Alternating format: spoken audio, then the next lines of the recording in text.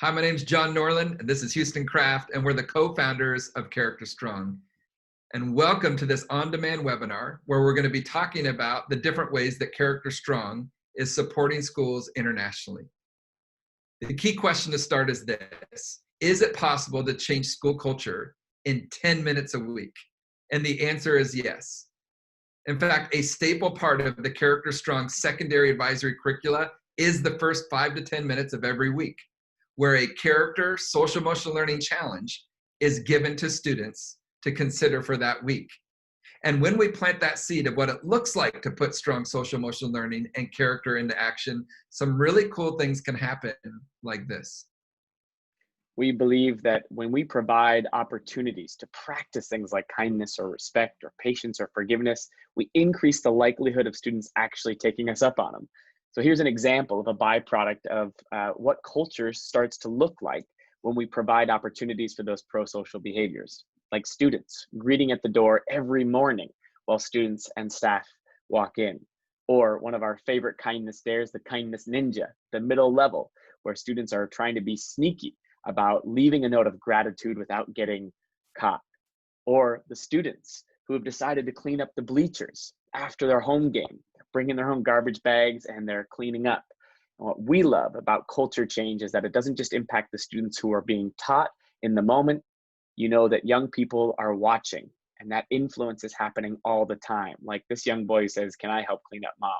Probably because he's watching his older role models do the same.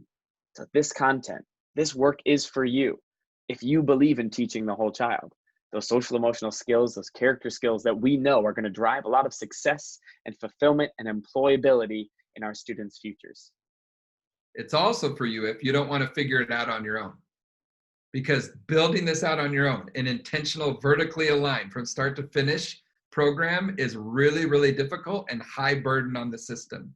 We would love to help you by creating a low burden, high impact program that can really help both the individual student as well as the greater overall culture and climate of your building. This is for you if you don't want to duct tape the problem. So often we live in that reactive world where we're constantly reacting to behaviors or culture problems. What if we could get into the proactive? What if we could start to create sustainable solutions in our building and habits so that this work stays in the positive more consistently? It's also for you if you're looking for practical tools for students and adults. One of our big beliefs at CharacterStrong is what we are putting out to schools needs to be low burden with the opportunity for high impact. It needs to be something that people can actually do, because if not, it's really hard for students to benefit from something that they don't receive. And anything that's high burdening is going to have a really difficult time being implemented. This is for you if you don't want to give up doing what's best for kids. If you believe that teaching this content is critical and necessary, we want to walk alongside you to champion our students to make sure that they're getting the tools and the support and the competencies they need to be successful. This is also for you if you believe that we get to teach more than academics, because we know, backed by a lot of research, that higher indicators of success for our students live in the social emotional side, live in the character development side, than the academic side, and one drives the other.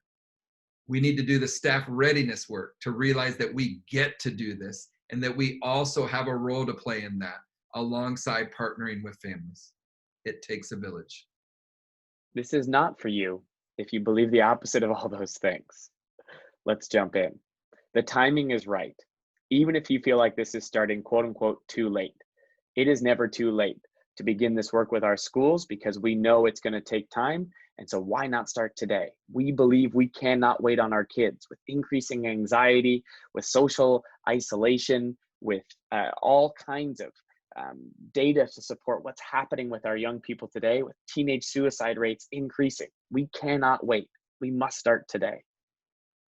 The timing is also right, even if you feel like this will take too long. The reality is that implementation science says we need to look at this as a 3, 4, 5 year plus initiative, because we're famous for saying in education, this too shall pass, because we're used to a 9-month cycle where it didn't work. So what's next? Yet the problem is that there is zero research to back up that something is going to take in 9 months. We need to have an intentional plan for digging in to this work that is hard and purposeful. But if we don't do it, the work is going to be brutal, living in the reactive and the continued putting out of fires. Here's what you'll learn just with being with us a little bit today: how to impact your school, your adults, your students, and your leaders, so that you can increase positive behaviors, increase purpose in your building from a student and adult perspective, increase engagement, that academic engaged time, by putting an intentional focus on relationships and cultivating SEL, and increase school spirit. Not the Hollywood definition of school spirit, but the number of students and staff that want to be there, not feel like they have to be. So good. And this works even if you don't have all staff on board.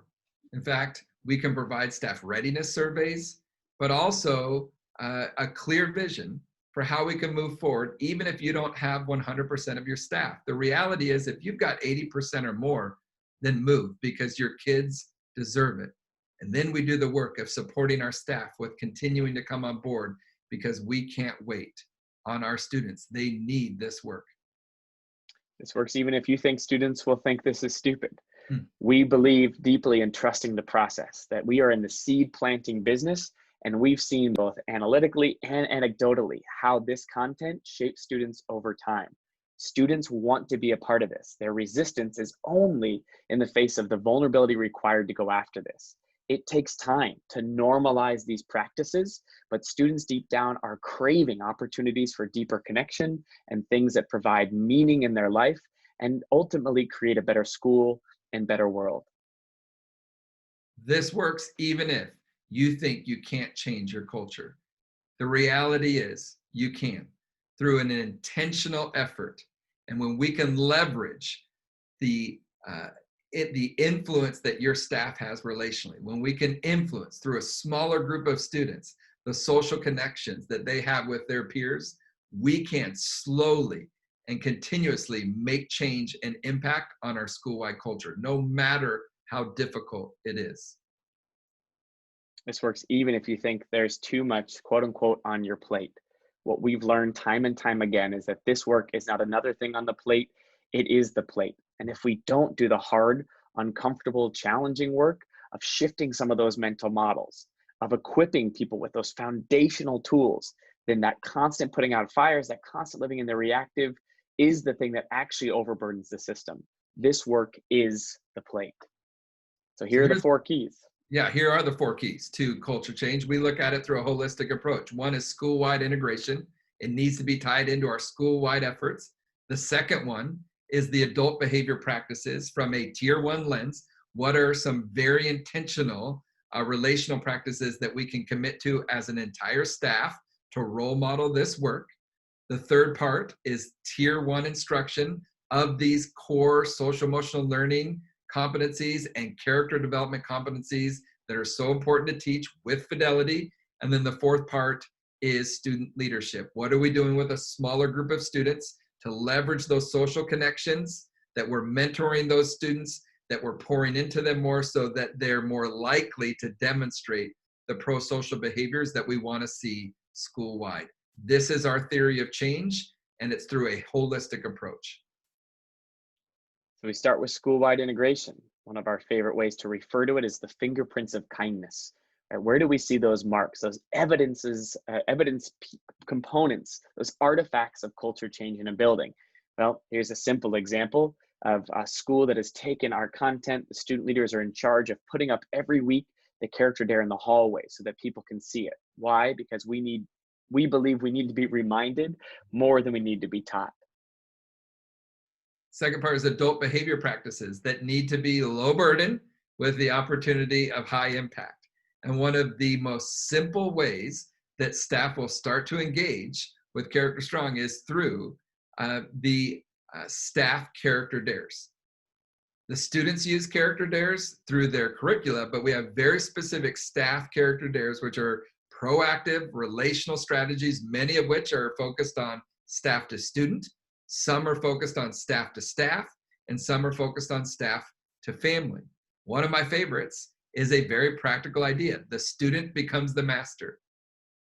Hand each student a note card and ask them to write down their name and one thing that they could teach you. I love this because usually what students are going to put down on this card are things that they're interested in and or passionate about.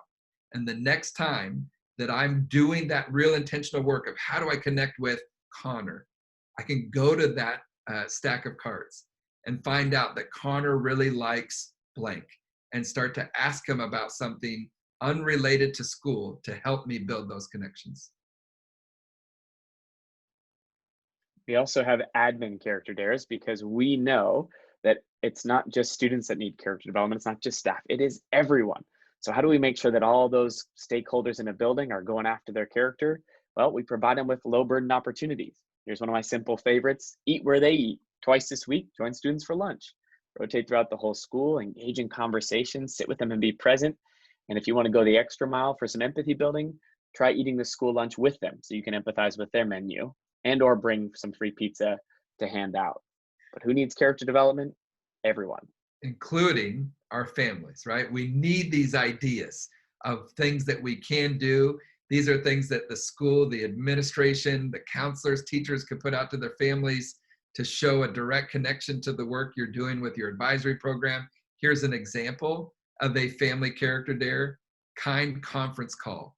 Call a family member or a friend that, as a family, you haven't talked to in a while. Try an out of the blue and surprise them by having everyone on the line to say hello, catch up, and share why you've missed them.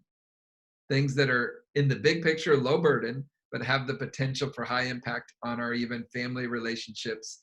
The number one way we're going to teach strong social emotional learning is to role model it and to experience it with our students. The third component, one of the keys of culture change, is that tier one instruction piece. What are we teaching explicitly to all staff?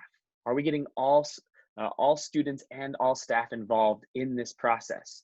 Well, we believe in teaching at a tier one level, SEL and character. Social emotional learning meets character development, and we know that those things need to work together, right? Kindness is harder to practice if I'm not being taught emotional regulation.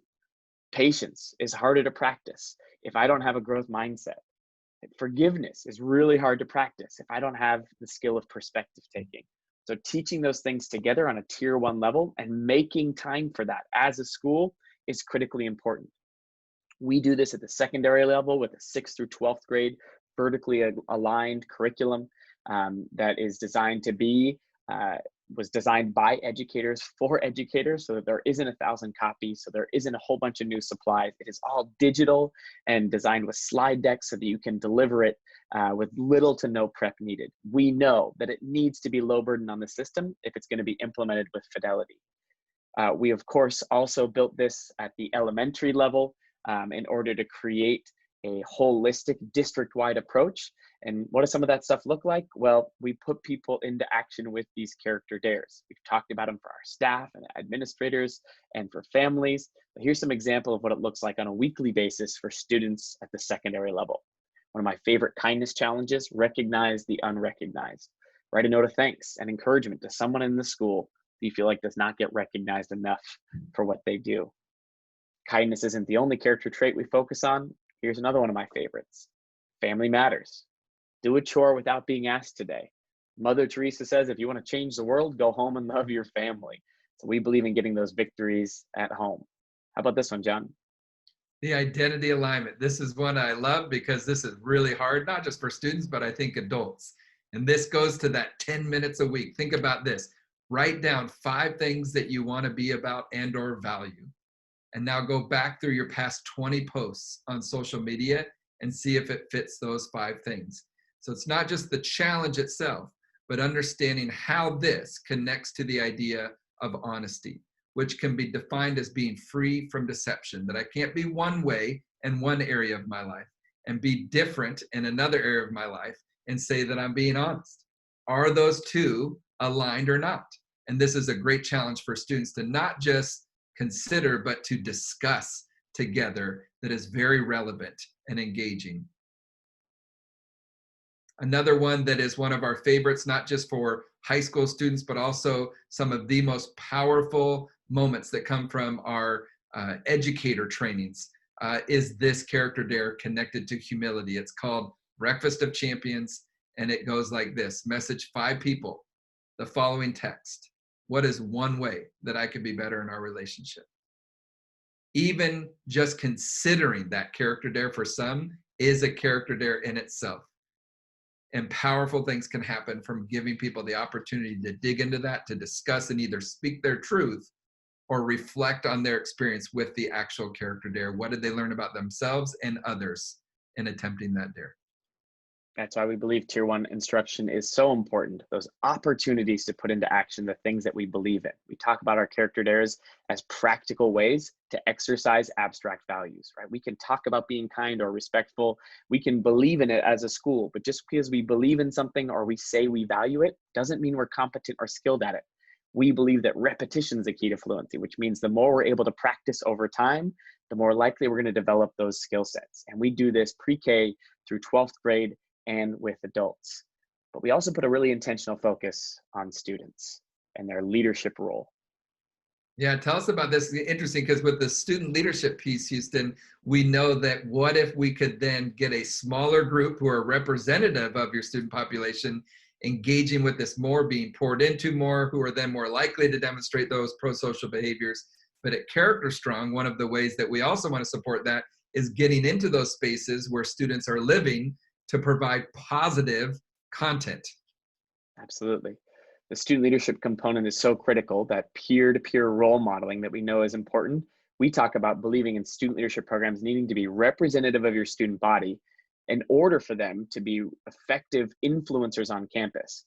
Influencers translates well to the social media world. So we not only provide curriculum for schools to teach those student leaders, but as an organization, we want to support student leaders' development across the entire world. So every week on our CharacterStrong Instagram account, we're putting out weekly character dares, and we've recruited student leaders who are really passionate about this work to go after their character on a weekly basis to showcase that for other students to see.